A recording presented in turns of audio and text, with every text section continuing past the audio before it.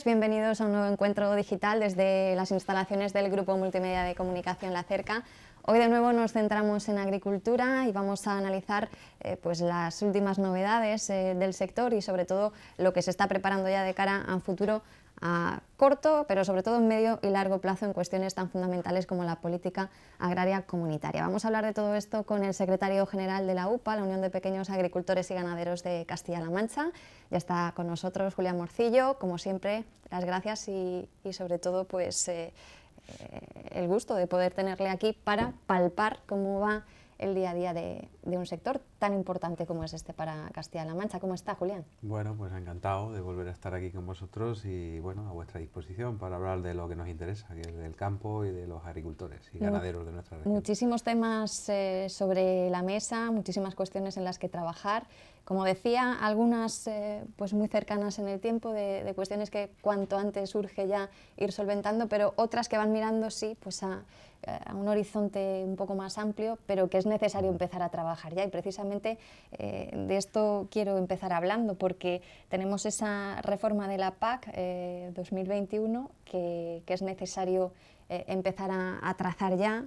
Decían los protagonistas del sector para que España de alguna manera lidere lo que va a ser esa estrategia en los próximos años a nivel europeo. Ya ha habido una primera toma de contacto muy reciente en Castilla-La Mancha para sentar un poco las bases de hacia dónde se debería ir caminando en este sentido. Y no sé qué 3, 4 grandes pinceladas o conclusiones sacan de ese primer encuentro desde la UPA, Julián. Bueno, pues la verdad es que es pronto, pero estos debates es que empiezan con 4 o 5 años de antelación y es importante posicionarse desde el principio. Es importante que España pues tenga una posición clara hacia una política agraria comunitaria que sea común, que sea del conjunto de la Unión Europea, que tenga presupuesto suficiente y que atienda a las demandas sobre todo de los agricultores y ganaderos, evidentemente también pensando, como no, en los consumidores y en el medio ambiente. Pero es importante que esta vez pues España, si cabe, se la juega más que nunca, puesto que con el Reino Unido fuera de la Unión Europea y con los países del norte de Europa que no lo tienen muy claro de la apuesta sobre las políticas agrarias, pues va a ser determinante la posición que tenga España y la posición que tenga Francia. Son los dos países, quizá junto con Italia y algún otro país más del sur, donde más nos lo jugamos. Una política agraria, como digo, comunitaria, en un contexto y una situación europea donde va a haber muchas tensiones en la negociación, donde en principio pues con la salida del Reino Unido va a haber algo menos de presupuesto neto para la PAC y donde, bueno, pues este es el único presupuesto que Europa tiene como tal común, representa en torno del 37% de los presupuestos europeos y en un momento de tensión donde a nivel europeo pues hay muchas dudas sobre incluso el propio futuro de la Unión Europea, donde hay tensiones con el temas que están sin resolver, como es el de la inmigración, donde hay una amenaza clara en el sentido de que pues desde Estados Unidos también algunas de las amenazas de Trump vienen en el sistema de defensa europeo, que tendríamos que plantearnos una defensa europea o trabajar en esa línea. Van a ser muchas más las necesidades en presupuesto que va a tener la Unión Europea y por lo tanto quizá más que nunca va a haber que defender una política que es necesaria, que hoy representa algo más del 30% de los ingresos de nuestros agricultores y ganaderos y que sin eso pues Europa no podría tener el sistema de garantía alimentaria y de garantía en la sanidad de lo que estamos produciendo en Europa y que por lo tanto creemos que es importantísimo la posición que cojamos ya y que podamos influir en el primer documento serio, que el primer documento serio de propuestas ya encima de la mesa estará a finales de este año y en ese documento España tiene que influir. Si no influimos ahí, evidentemente la reforma posiblemente en el tiempo pues nos vayamos a la próxima aplicación, incluso con prórroga al 2023, pero ese documento inicial que se presentará a final de año es el que va a marcar la línea maestras. Por lo tanto, yo creo que Castilla-La Mancha y España tienen que tener posición. Comentaba al salir de esa primera reunión en la que se habló de esto, y lo ha mencionado hace unos instantes, de lo aconsejable que sería la posibilidad de entablar alianzas con países como Francia en este sentido. ¿Qué nos resultaría más interesante de esa cuestión? ¿Qué se podría aprender, coordinar y compartir con modelos como el francés en tema de agricultura? Bueno, yo creo que lo importante es convencer a Europa que es necesaria esta política agraria comunitaria, que sin una política agraria comunitaria como la que tenemos no se puede garantizar los alimentos a la población europea, y además los alimentos con unas garantías sanitarias que no hay en ningún otro lugar del mundo. Ese posicionamiento tiene que ser claro, y evidentemente luego habría que trabajar en esa paz, ¿no? en orientarla quizá mejor. Para nosotros hay algunas claves. Primero, mantenimiento del presupuesto, evidentemente. Después, pues creo que es el momento en el que se debe seguir avanzando en redirigir las ayudas a los verdaderos agricultores y profesionales del campo. Evidentemente, la PAC tiene que ser para quien la trabaje. No podemos perder tampoco del debate, va a estar el tema medioambiental. Evidentemente vamos a tener que seguir con nuestros compromisos agroambientales y medioambientales, a nadie se nos escapa. Y luego pues sería también fundamental una PAC que tuviese unos instrumentos de mercado reales, y que en situaciones de crisis de precios, sobre todo a agricultores y ganaderos, pues se garantizara la renta de estos. Hoy no tenemos prácticamente ningún sistema de gestión de mercados, y eso hace que en muchos momentos y en muchas producciones pues prácticamente no nos salgan los números. Evidentemente tiene que haber una política fuerte de desarrollo rural por apuesta por un rejuvenecimiento del campo, donde los jóvenes pues tengan una entrada apoyada a este sector. Tres cuestiones básicas centrarían pues esos objetivos a afrontar. Alguna la ha mencionado, ha dicho pues esa importancia que tendría, por ejemplo, reforzar la imagen del agricultor profesional, también ese tema de compromiso con el medio ambiente, y la integración comercial sería otra de las cuestiones a tener en cuenta. En algunas de ellas ya se ha intentado trabajar en este periodo. Por ejemplo, se dijo en su día que el agricultor profesional iba a ser el más beneficiado. No sé hasta qué punto, me imagino que si vuelve a ser una reivindicación, no ha sido así del todo, sino que hay que seguir trabajando. También la integración comercial está ahora mismo en el día a día, ya de forma recurrente desde hace tiempo, como uno de los grandes objetivos, por ejemplo, aquí a nivel de Castilla-La Mancha, de la propia consejería. El propio consejero aquí en Albacete muy recientemente pues manifestaba esas ayudas importantes que podía percibir todo aquel, sobre todo a nivel de cooperativas, etcétera, que asumieran ese reto de afrontar la expansión comercial en este sentido, uniéndose, porque saldrían beneficiadas, iba a haber discriminación positiva en este sentido. Pero en el día a día, sobre el terreno, Julián, esto está resultando atractivo. Ya hablo de algunos casos que se han dado, de otros que están en trámite de producirse, pero ¿hasta qué punto esto está calando como para crear un terreno firme sobre el que trabajar? Bueno, empezamos con el tema de los agricultores profesionales y el agricultor en activo, ¿no?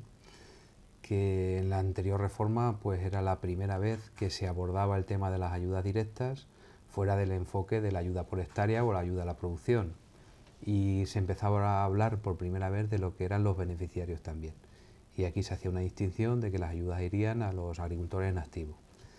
Era una diferenciación positiva. Nosotros entendíamos que era por primera vez se hablaba de los beneficiarios y no de la superficie o la producción.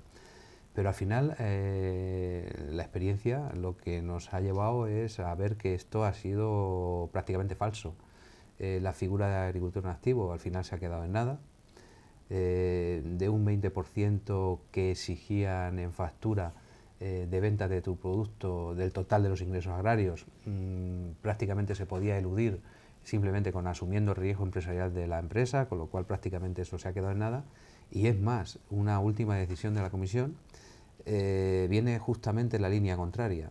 Había una lista de no perceptores, una lista de situaciones que estaban excluidas de poder pedir la PAC, donde estaban ferrocarriles, donde estaban campos de golf, donde estaban terrenos de las confederaciones, y que ahora con la decisión que ha tomado la Comisión también se les va a poder permitir entrar a solicitar la PAC. O sea que una cosa es el discurso y otra cosa es la realidad. O sea, el discurso bien, pero la realidad no tiene nada que ver con el discurso. A nosotros nos gustaría que este tema no se abandonara, es más, que fuera uno de los temas fuertes en la futura reforma de la PAC, que de verdad fuera a los profesionales de la agricultura.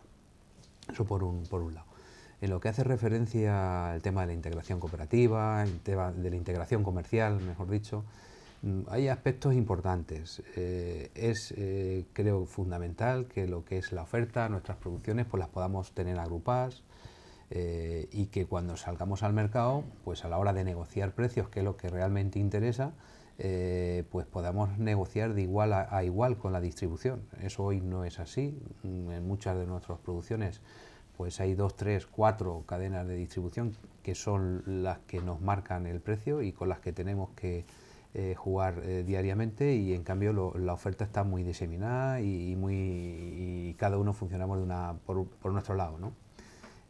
Sería importante el que pudiéramos agruparnos, de que la producción estuviera en los productos en 2 o 3 manos y pudiéramos negociar precios con los distribuidores o la industria. Esto va por 2 líneas. Primero, en una exención de las normas de competencia. Esto ya está exento en el tema de la leche, pues que también tuviéramos esa exención de las normas de competencia en el resto de productos, y que si la producción de cualquier producto la agrupamos en 2 o 3 manos, podamos negociar precios con la industria. Esto a día de hoy no es posible, por un lado.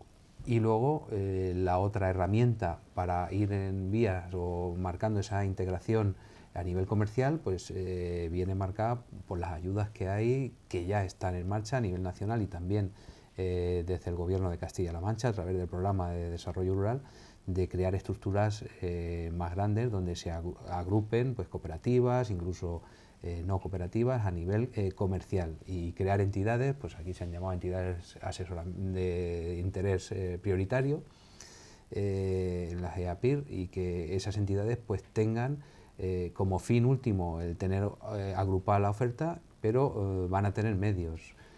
Van a ser prioritarias a la hora de recibir ayudas. Ya tenemos una convocatoria del FOCAL próxima, donde este tipo de entidades con una facturación mínima pues van a optar un porcentaje mayor de la ayuda. Evidentemente eso va a volver al agricultor, al propietario de esas empresas, ¿no? Además, todos estos agricultores que están dentro de estas asociaciones van a tener prioridad en muchas de las líneas de ayuda de otros programas, por lo tanto se está trabajando en eso. Creo que es pronto para ver si va a dar frutos o no, porque prácticamente se va a poner en marcha ahora mismo ese tipo de entidades y vamos a ver si es fácil. No es fácil, en muchos productos no es fácil agruparlos, no es tan fácil como parezca a priori. Luego las características de los productos, incluso las características locales de muchos de los productos, hacen que sea muy difícil el que podamos ir a una integración de este calado. En cualquier caso, me consta que este de ir perfilando un poco lo que se desea sea la próxima PAC va a ser uno de los temas fuertes para UPA en los próximos tiempos. No sé hasta qué punto pues van a intentar informar o sobre todo recabar también propuestas de los propios agricultores en ese tipo de jornadas informativas que ustedes organizan. Bueno, pues la verdad es que el debate ha empezado.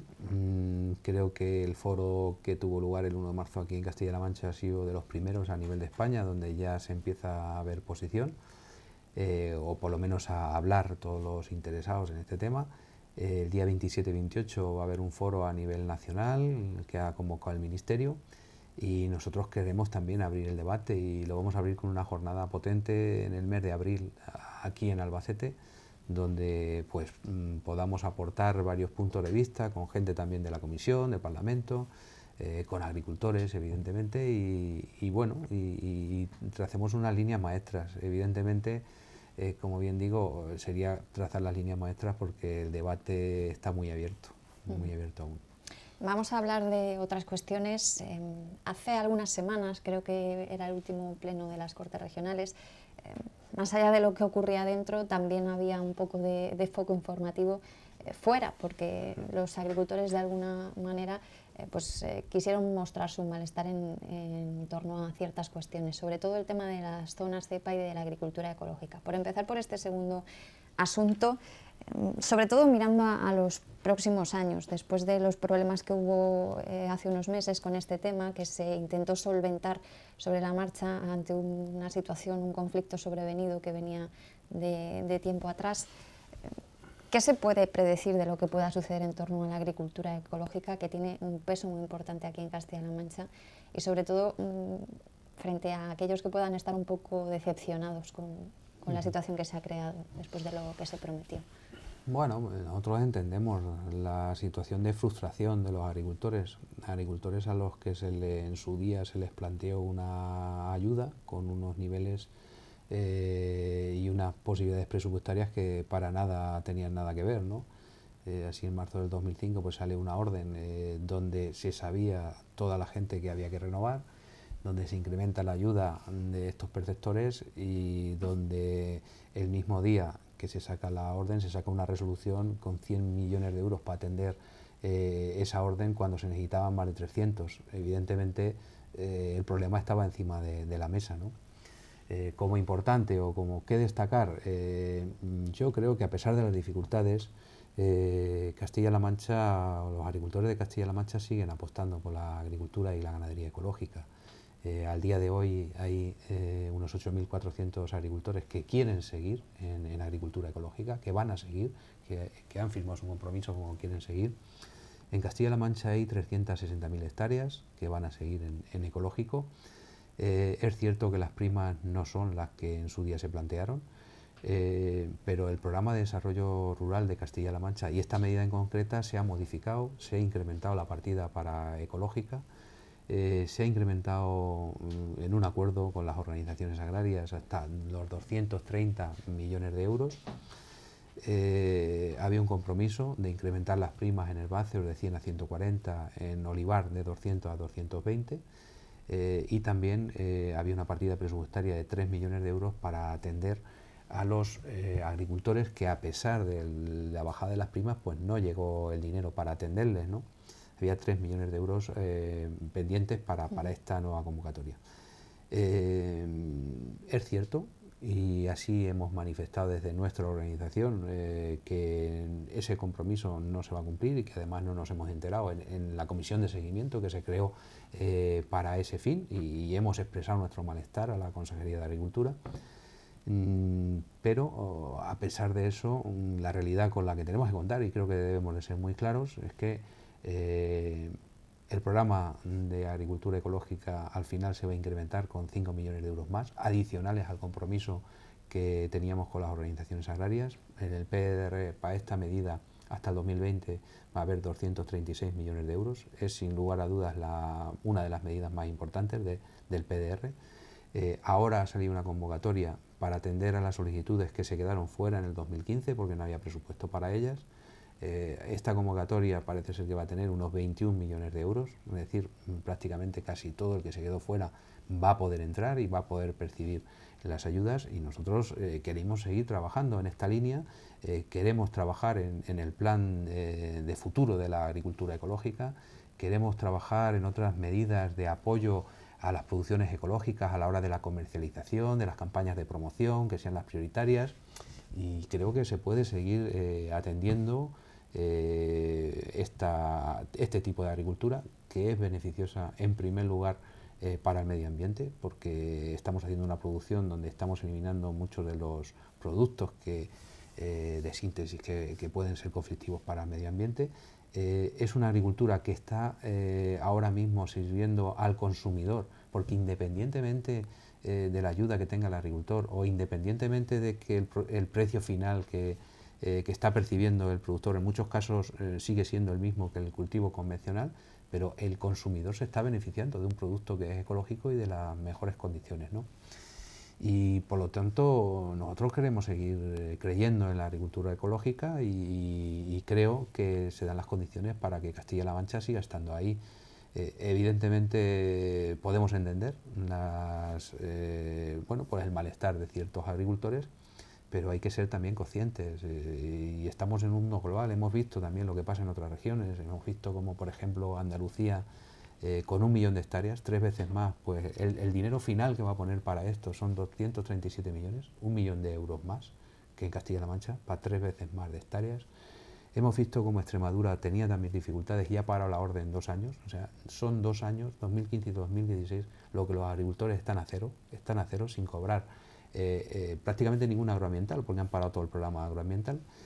O hemos visto ahora recientemente Valencia, que resolvía solicitudes del 2015 y que había gente a las que les ha dicho que no, cuando ya han hecho compromisos del 2015, 2016, incluso certificados del 2017. O sea, ya han hecho gastos y ahora les dice que no.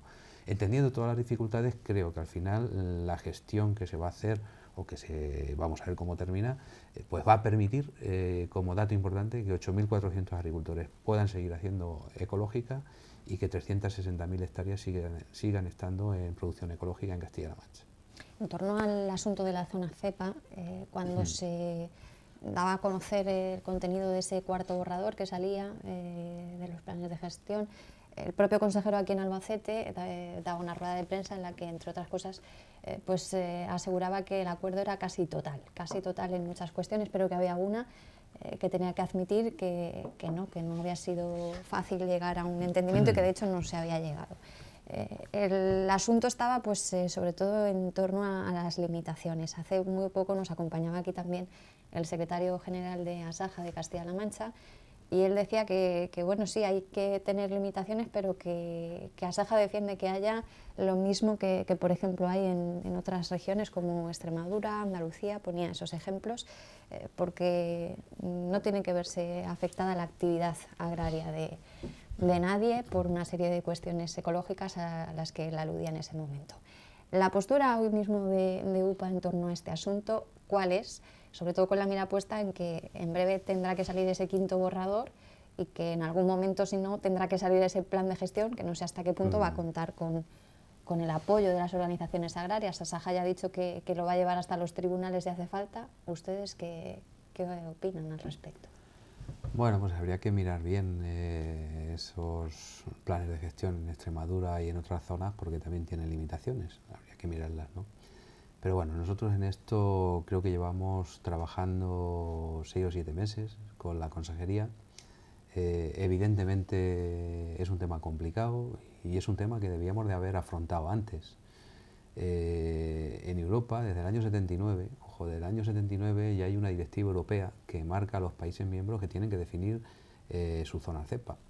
Nosotros ni siquiera habíamos entrado en la Unión Europea entonces, pero en el año 92, nosotros entramos en el 86, en el 92 pues se aprueban las ayudas a las ayudas directas a los agricultores, tal como las conocemos desde entonces. Y también hay una directiva que es de obligado cumplimiento para todos los estados, en la que se dice que hay que marcar las líneas maestras de esos planes. Primero hay que elaborar los planes de gestión y tener en cuenta una serie de medidas correctoras. Y es una directiva que es obligatoria y que se debía de haber cumplido aquí en Castilla-La Mancha y en España. No ha sido así, no se había hecho nada en cuanto a la elaboración de esos planes de gestión. Hasta que, bueno, pues una cuestión menor, bueno, no menor, sino que una decisión del gobierno anterior, que es una orden de reestructuración del viñedo, el no exigir el informe de impacto ambiental a las plantaciones de leñosos. Esto da lugar a un recurso por la Asociación de Ornitología de Albacete y provoca que esa orden se declare ilegal, una orden que se declare ilegal y que evidentemente, pues a partir de ahí, que es ya en diciembre del 2015, pues cuando se ve la necesidad de que tenemos que cumplir con una ordenanza europea, que es que tenemos que elaborar nuestros planes de gestión y que incluso todo ese viñedo que está puesto hasta el 2015 pues tenía peligro de que tuviésemos que arrancarlo y esa es la situación. Entonces, desde nuestra organización, ¿cuál es la posición? Pues que queremos un plan de gestión, claro que queremos un plan de gestión. Queremos un plan de gestión de las zonas cepas para saber lo que se puede y lo que no se puede hacer.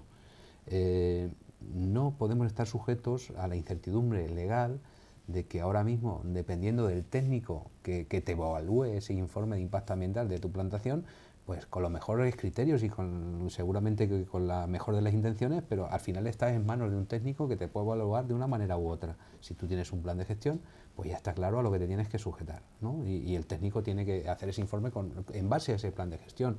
Pues nosotros desde UPA queremos plan de gestión. Evidentemente no nos gustaba el primer borrador de esos planes de gestión que estaba encima de la mesa, porque era muy limitante, limitaba mucho la actividad de nuestros herbáceos, limitaba muchísimo el tema, vamos, de las plantaciones de leñosos, ya no digamos el tema de la espaldera, ¿no? O incluso el tema del regadío. Desde ese primer borrador, pues se está negociando de forma unilateral con la consejería, en reuniones con todos los agentes sociales, con los ecologistas, y se ha ido avanzando. Y yo creo que desde nuestra organización, pues muchos de los planteamientos que hemos ido haciendo en esas mesas de negociación, pues se han visto reflejados en los sucesivos borradores. La dificultad viene sobre todo con el tema de leñosos, con el tema de la espaldera y con el regadío, puesto que hay que dejar claro algunos conceptos, porque aquí se han dicho muchas barbaridades y muchas cosas que realmente no aparecen en ese plan de gestión.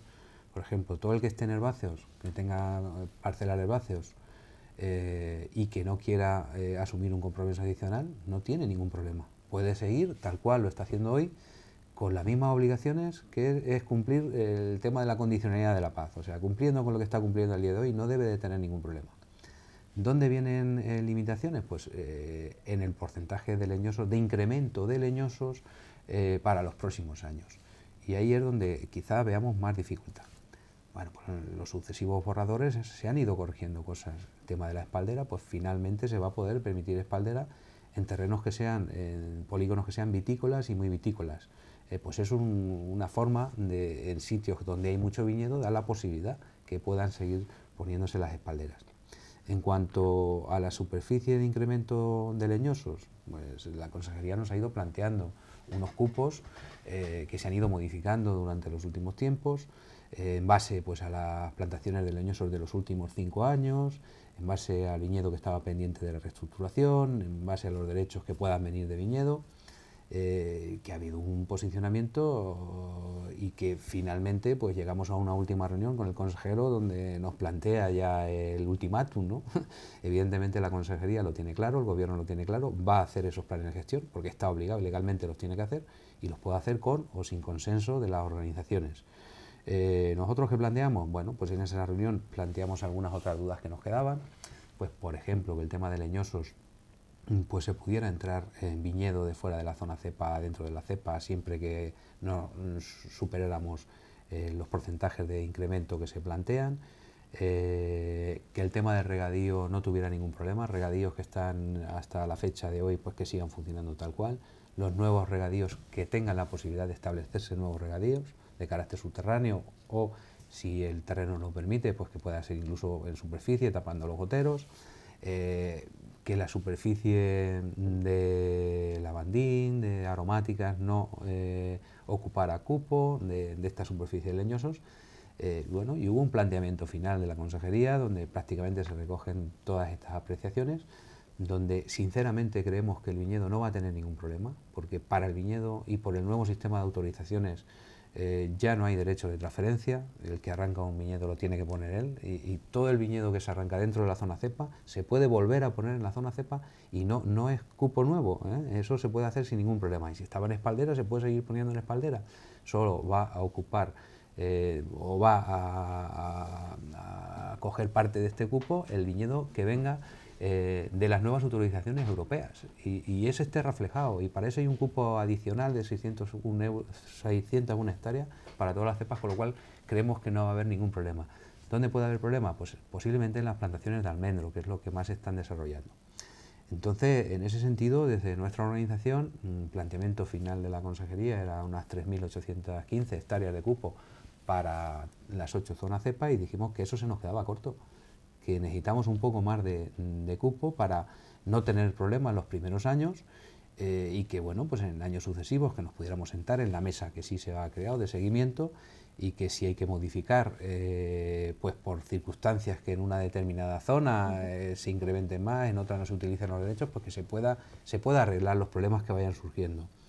Y en ese sentido, pues bueno, el último planteamiento que hay por parte de la Consejería de Agricultura son la ampliación hasta 4.449 hectáreas, creo recordar, de cubo para los próximos 5 años. Entraba también la agricultura de conservación, yo creo que es fundamental, una agricultura que si alguien ayuda a la biodiversidad, que haya muchos insectos y mucho alimento para los animales en el suelo, es ese tipo de agricultura de conservación. Y creo sinceramente que dentro de las dificultades pues hemos conseguido avanzar y sacar cosas que para nosotros eran fundamentales. ¿Que lo es todo? Bueno, pues como en todo, ¿no? Aquí hay gente que no está contenta, he visto declaraciones de los grupos ecologistas, no tiene sentido, o sea, no tiene sentido ahora mismo que pongan el grito en el cielo al incrementar 4.459 hectáreas de leñosos en los próximos 5 años, cuando del 2006 de 2010 a 2016 se han perdido 6.000 hectáreas, 6.000 y pico hectáreas solo de viñedo en esta zona cepa, o sea, no vamos a incrementar nada. La población de agutardas está, sobre todo que es la ave más representativa, está en crecimiento en estos años, o sea, creo que debería de imperar un poco el sentido común, que nos llevamos bien, que si tenemos una especie y unos hábitats como estos aquí, y son únicos en Europa, es porque los estamos cuidando, y si no, no estarían, o sea, que creo que es un poco de sentido común lo que se pide.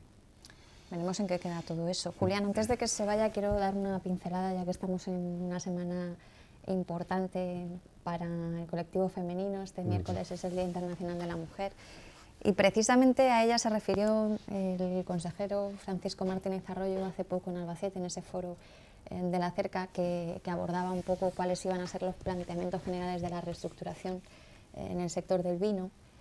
Que se iba a atender de alguna manera una petición que ha resultado histórica en muchos casos, sobre todo por el colectivo de mujeres. Él explicaba que se iba de alguna manera a priorizar o a beneficiar el tema de la cotitularidad compartida de explotaciones. Esto, ¿cómo se valora desde UPA y sobre todo qué efecto podría tener también en una posible solución a un problema cada vez mayor que se está dando en las zonas rurales, que es el de la despoblación? Bueno, pues yo creo que va en la línea, ¿no?, de una mayor visibilidad de lo que es el trabajo de la mujer en el campo y yo creo en todos los aspectos de nuestra vida. Y creo que esa es la dirección en la que hay que ir. Es cierto que en la agricultura pues son muchas las mujeres que están al frente de las explotaciones o de forma conjunta con su pareja. Y la realidad es que si te miras, por ejemplo, la titularidad en la PAC de esas parcelas, pues está a nombre del marido, en este caso del hombre, ¿no? No es justo cuando el trabajo en muchos casos se hace a medias o incluso es la mujer la que lleva la titularidad de la explotación real. Todo lo que se avance en esa línea creo que es de justicia, en esa línea y es de justicia también, pues, por ejemplo, que en algunas de las líneas de ayuda que está estableciendo el gobierno regional pues haya un criterio de discriminación positiva hacia las mujeres y entiendo que hay algunas organizaciones que esto les suene mal, pero creo que es importante, porque hoy hay una brecha entre el hombre y la mujer y tenemos que entre todos ayudar a que eso no sea así. Hoy, por ejemplo, en la orden de incorporación de jóvenes al campo, pues las mujeres van a tener 10 puntos más para poder acceder y por lo tanto van a estar las primeras a la hora de atender su incorporación o a la hora de formar parte de una explotación de cotitularidad o titularidad compartida. Por lo tanto, yo creo que esa es la línea en la que se debe seguir trabajando hacia una igualdad real. Ojalá se vaya consiguiendo poco a poco. Julián, se nos quedan temas importantes que tratar, agua, tema de jóvenes con más profundidad, pero bueno, como ustedes de los que vienen frecuentemente, para la próxima dejamos esas cuestiones y vamos repasando pues así de manera salteada como va el día a día en esos temas tan importantes. Como siempre, un placer poder repasar de su mano el estado de un sector importantísimo para la región, como es el de la agricultura y la ganadería. Nos vemos. Muchas gracias. Muchísimas gracias a usted, Julián Morcillo, secretario general de la Unión de Pequeños Agricultores y Ganaderos de Castilla-La Mancha, UPA. junto a nosotros para repasar el momento, el estado y sobre todo cómo ya mira a futuro el sector de la agricultura y la ganadería. Ya saben que lo pueden ver con detenimiento las veces que deseen para aclarar cualquier cuestión a través de la web www.lacerca.com. Cuídense mucho y no se alejen, que seguimos contándoles muchas cosas. Hasta luego.